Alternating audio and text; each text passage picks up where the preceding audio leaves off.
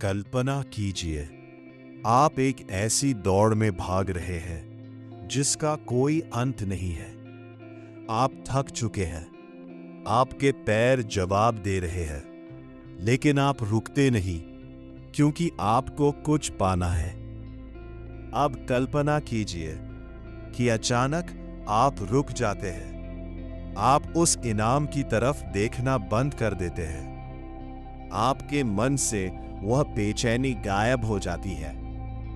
क्या आप जानते हैं उस पल क्या होता है?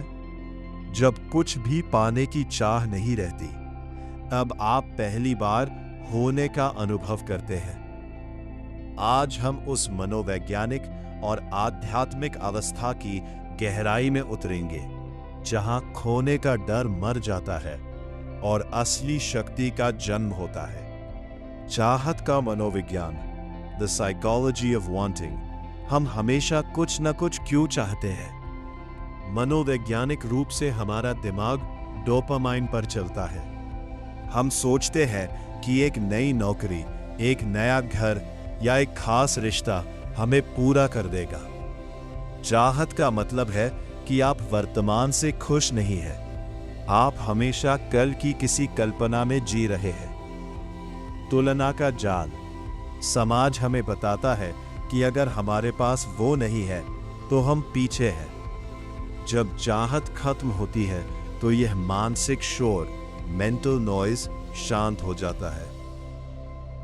शून्यता का अनुभव, the experience of emptiness.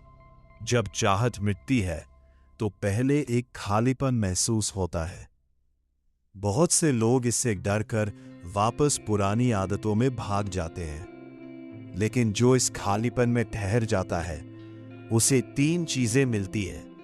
Asim Shanti, absolute piece. जब आपको कुछ चाहिए ही नहीं तो आपको कोई डरा नहीं सकता, कोई आपको लालच नहीं दे सकता। स्पष्टता, क्लैरिटी। आपकी बुद्धि भावनाओं और लालच के कोहरे से मुक्त हो जाती है। आप चीजों को वैसी ही देखते हैं जैसी वे हैं। वर्तमान का आनंद। आप चाय की एक चुस्की या ठंडी हवा के झोंके में वह सुख पा लेते हैं जो एक अरबपति को महल में भी शायद ना मिले। कर्म बिना फल की इच्छा, एक्शन विदाउट अटैचमेंट। यहां एक बड़ा भ्रम, मिसकंसेप्शन दूर करना जरूरी है। कुछ न चाहने का मतलब आलसी होना नहीं है।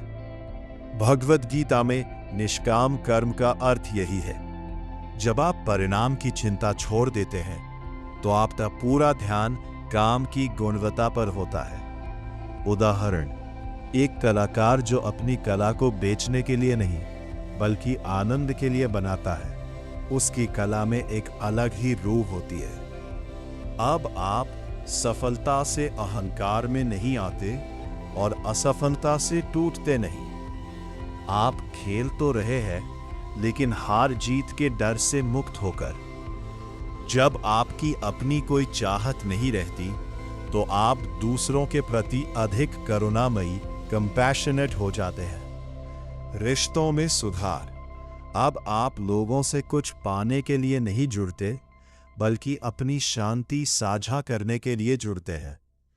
निर्भयता, फियरलेसनेस। मौत का डर भी उन लोगों को सताता है जिनके पास बहुत कुछ पाने या खोने की योजनाएं होती है। जिसके पास चाहत नहीं, उसके लिए हर पल पूर्ण है। प्रकृति से जुड़ाव।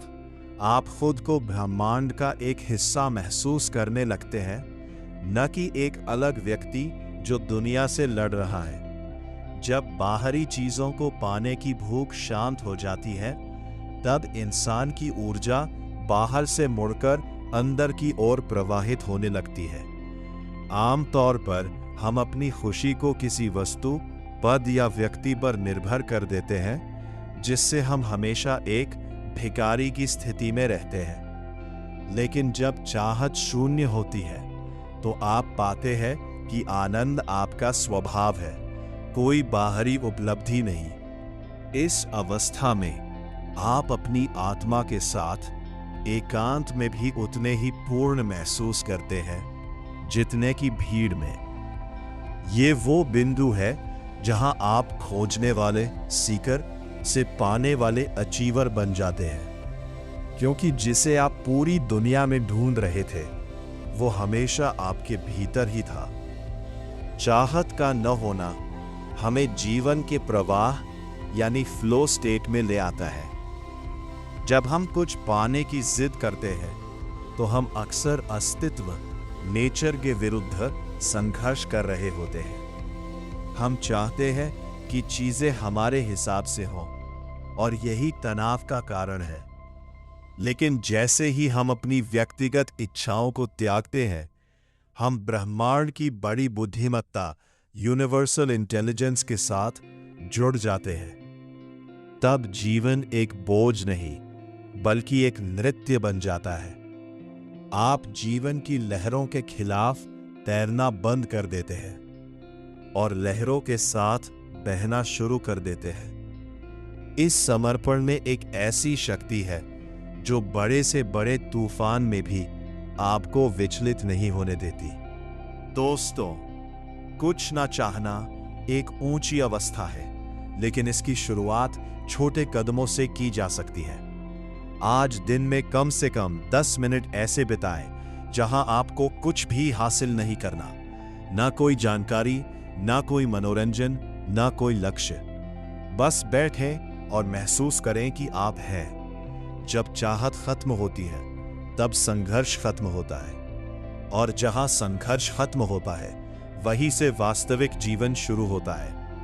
अगर इस वीडियो ने आपके भीतर की बेचैनी को थोड़ा भी कम किया हो तो इसे उनके साथ साझा करें जो इस दौर में थक चुके हैं। मिलते हैं अगले वीडियो में।